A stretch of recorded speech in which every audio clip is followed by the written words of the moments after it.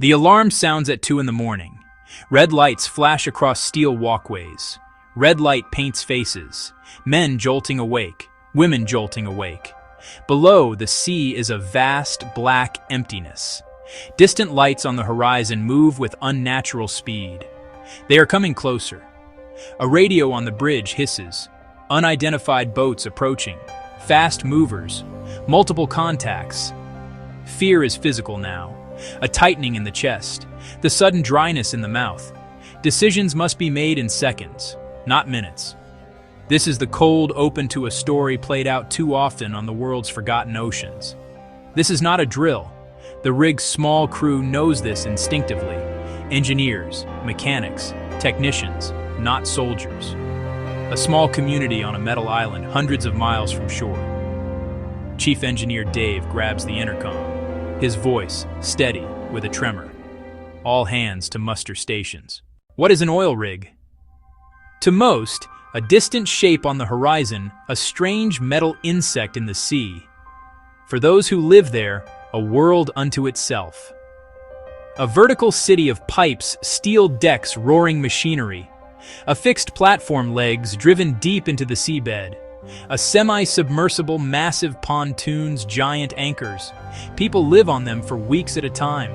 12-hour shifts wrestling complex equipment. Pulling oil and gas from deep within the earth. Highly skilled, highly trained. A floating fortress, deliberately isolated. Sits where the oil is often far from shipping lanes. Uncharted waters in a modern context. Not unknown to satellites or GPS. Devoid of regular traffic naval patrols, normal patterns of civilization. A legal and logistical gray zone. Forget the romanticized pirates of history.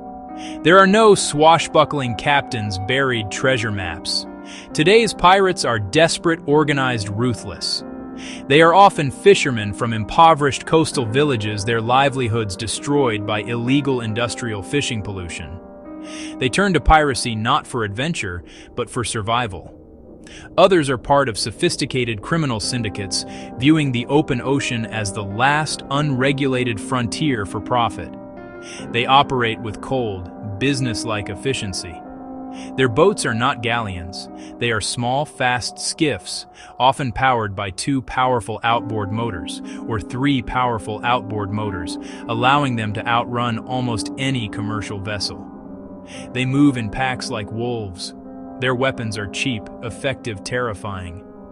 An AK-47 firing across the water is a universal language of intimidation.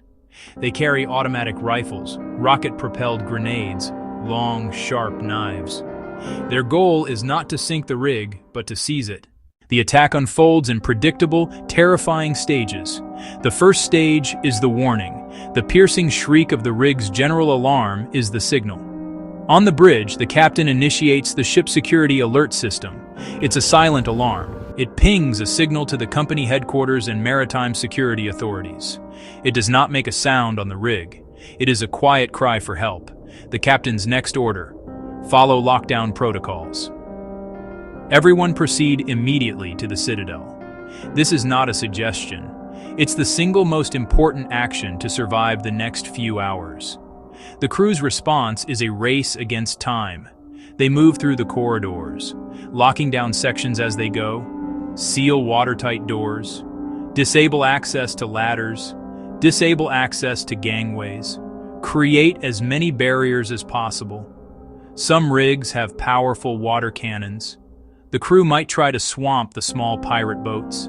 It's risky. It exposes the crew operating the cannons. Pirates will not hesitate to shoot anyone on an open deck. Under cover of darkness, the pirates begin their boarding. They throw grappling hooks attached to ropes. They deploy flimsy, extendable ladders. They scramble up the rig's support legs with practiced agility. They might fire into the air or at the superstructure to sow panic. If the crew has been fast enough, the pirates meet locked doors and blocked access points. But they are persistent. They search for any weakness, any window left unsecured, any hatch not properly dogged down. The silent SSAS alert triggers a flurry of activity thousands of miles away. In a sterile corporate crisis, management room executives are woken by urgent phone calls. They gather around a conference table, map satellite feeds. Their first call is to the relevant Maritime Rescue Coordination Center, any regional naval forces. This is where the tyranny of distance becomes agonizingly clear. A naval warship might be a full day's sail away. A Coast Guard cutter could be even further. The company must decide to wait for official forces or dispatch a private maritime security team. Private security contractors are common here, often ex-special forces working for maritime protection firms.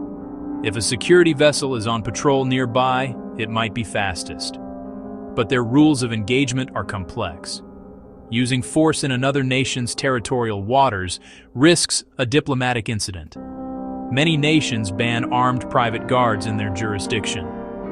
Rescue teams may be forced to wait outside the legal boundary, listening to the crisis on the radio. When response arrives, it's cautious and calculated. A warship will establish a perimeter around the rig.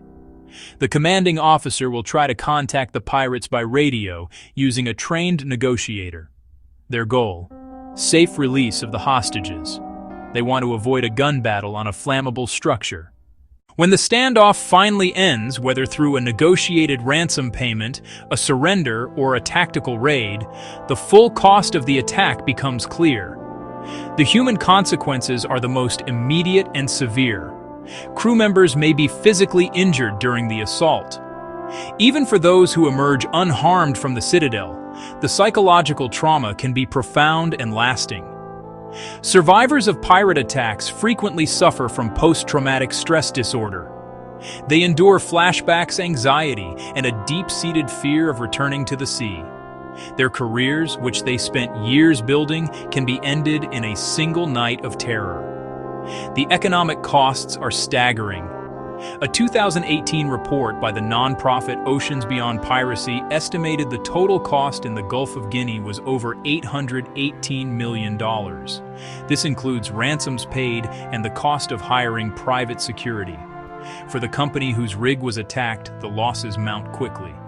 Production is halted for the duration of the crisis and often for weeks or months afterward as the rig undergoes inspection and repair. Damaged equipment must be replaced.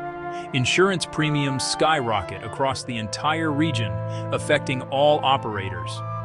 The attack sends a ripple of fear and financial pain throughout the industry. Then there is the environmental risk. An oil rig is a complex system of high-pressure pipes and storage tanks containing millions of gallons of crude oil. Once aboard, pirates sweep the rig looking for people. Their first objective, the bridge, then the engine room. If the crew has retreated to the Citadel, the pirates control a ghost ship. The Citadel, a hardened room, often converted storage. Reinforced steel walls. A heavy-duty door labeled Citadel, authorized personnel only. Its own supply of air, water, food, communications.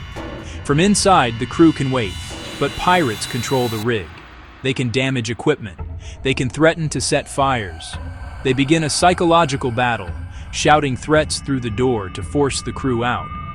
They want to avoid a gun battle on a flammable structure. An exchange of fire on an oil rig is a nightmare. A stray bullet or RPG could rupture a pipe, rupture a storage tank, cause a catastrophic fire, or a massive oil spill. The Navy aims to contain, not escalate. Crew and company are left in limbo.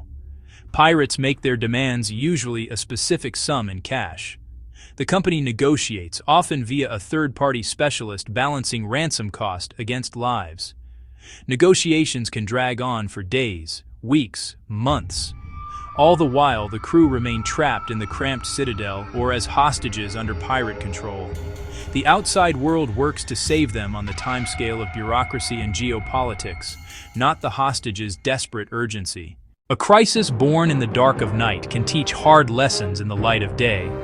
The prevention of future attacks rests on simple, clear, and layered defenses. The first lesson is that early warning is paramount.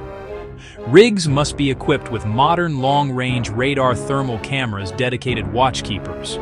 A drone can patrol the perimeter for miles, spotting a small skiff long before it becomes a threat.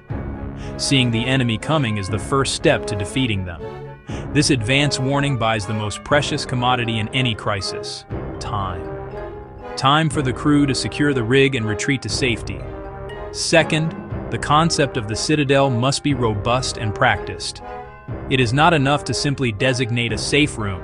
It must be truly impregnable.